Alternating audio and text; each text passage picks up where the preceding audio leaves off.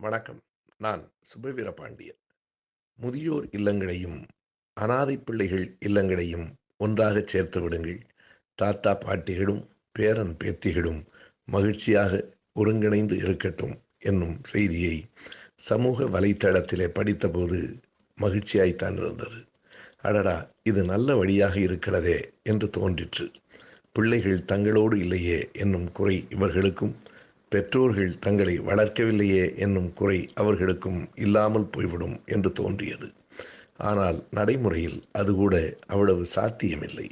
குழந்தைகள் அருகிலே இருந்தாலும் நமக்கு நம் குழந்தைகளாக அவர்கள் ஆவதில்லை.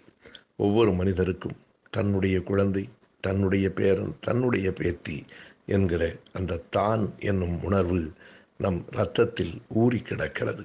அதனால்தான் குழந்தைகள் இல்லை என்றாலும் தத்து எடுப்பது என்பது நம் நாட்டில் அவ்வளவு எளிதாக நடந்தேறவில்லை என்று தோன்றுகிறது.